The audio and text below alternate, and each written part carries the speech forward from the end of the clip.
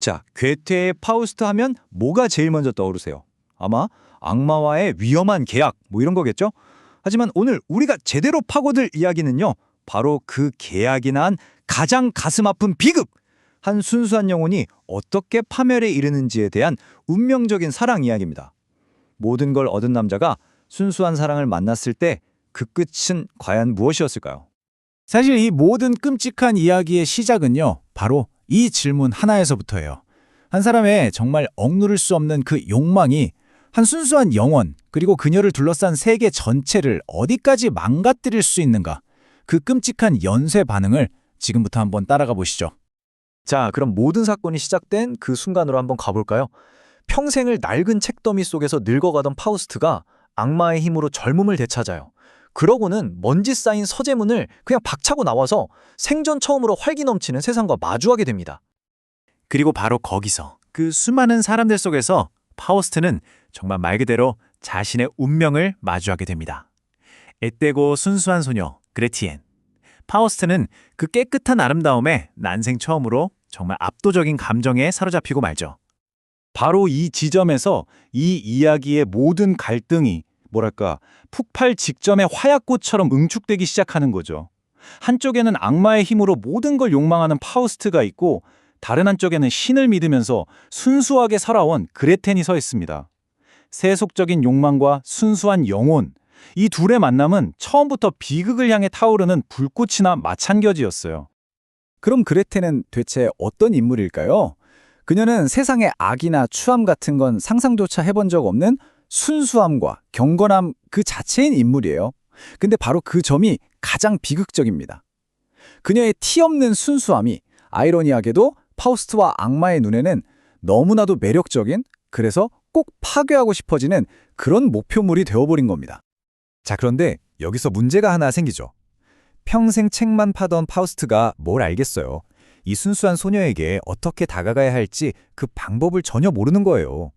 그래서 결국 그는 자신의 모든 욕망을 들어주기로 계약한 그 악마적 파트너 메피스토펠레스에게 손을 내밀게 됩니다. 이때 메피스토펠레스가 아주 신이 나서 끼어들죠.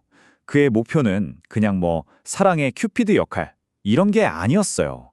그는 순수한 영혼인 그레테네를 타락시켜서 죄의 구렁텅이에 빠뜨리고 그 죄책감을 미끼로 파우스트의 영혼을 자신의 계약에 영원히 묶어두려는 훨씬 더 질나쁘고 사악한 큰 그림을 그리고 있었던 거죠. 메피스토펠레스가 짜놓은 판은요, 진짜 완벽한 덫이었어요. 1단계, 값비싼 보석함으로 순진한 마음에 허영심이라는 씨앗을 심고요. 2단계, 교묘하게 상황을 조작해서 우연한 만남을 만들어내죠. 그리고 마지막 3단계로 파우스트에게 유혹의 기술을 속삭여서 그 마음을 완전히 무너뜨립니다.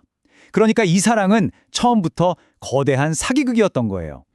그러니까 우리가 여기서 꼭 짚고 넘어가야 할 게 있어요. 파우스트와 그레텐의 관계는 결코 순수한 로맨스가 아니었다는 겁니다.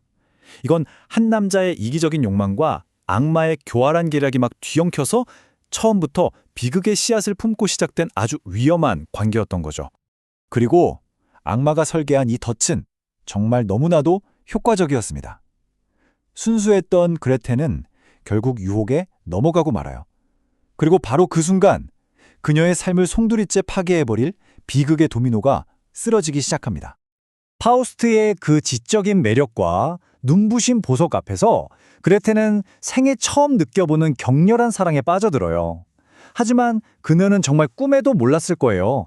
자기가 지금 걷고 있는 그 길이 사실은 파멸로 향하는 가장 빠른 지름길이었다는 걸요. 그 결과는요, 상상을 초월할 정도로 참혹했습니다. 그녀의 삶은 정말 걷잡을 수 없이 무너져 내려요. 첫 번째 비극이 닥칩니다. 파우스트와의 미래를 위해서 건넨 수면제 때문에 어머니가 영원히 잠들고 말아요. 그리고 두 번째 비극이 따라오죠. 동생의 명예를 지키려던 오빠는 파우스트의 칼에 목숨을 잃습니다. 그리고 마지막, 가장 끔찍한 비극은 죄책감과 수치심에 미쳐버린 그녀가 결국 자신이 낳은 아이를 제 손으로 죽이고 만다는 겁니다. 바로 이 지점의 그레텐의 비극이 그냥 한 개인의 불행한 이야기, 이걸 넘어서 우리에게까지 큰 울림을 주는 이유인 거죠. 억제되지 않은 한 사람의 욕망이 개인의 삶을 넘어서 가족, 사회, 도덕이라는 질서 전체를 어떻게 무너뜨리는지를 보여주는 상징적인 사건인 셈이에요. 순수했던 한 영혼이 악에 물들고 세상에게 완전히 버림받는 과정 그 자체였습니다. 자, 이제 시선을 파우스트에게로 한번 돌려보죠. 자기가 초래한 이 끔찍한 파멸을 눈앞에서 보면서 그의 내면은 과연 어떻게 변해가고 있었을까요? 파우스트의 내면은 이제 그야말로 지옥이 됩니다. 그는 끊임없이 스스로에게 물어요. 내가 정말 그녀를 사랑하는 게 맞나? 아니면 그냥 파괴하고 있는 건가? 분명히 그녀를 향한 진실한 감정이 있었지만 그 감정의 결과가 그녀의 완전한 파멸이라는 이 끔찍한 현실 앞에서 그는 미친 듯이 번민합니다. 그런데 여기서 정말 결정적인 차이가 있습니다. 파우스트가 자기 내면의 고통으로 괴로워하는 바로 그 시간에 그레테는 감옥에 갇히고 사형 선고를 받는 등 이 모든 비극의 실질적인 결과를 오롯이 혼자서 감당해야만 했어요. 그리고 악마는 이 기회를 절대 놓치지 않죠. 그는 파우스트의 죄책감을 덜어주기는커녕 오히려 그걸 비웃으면서 더 화려하고 자극적인 쾌락으로 그의 눈을 돌리려고 합니다.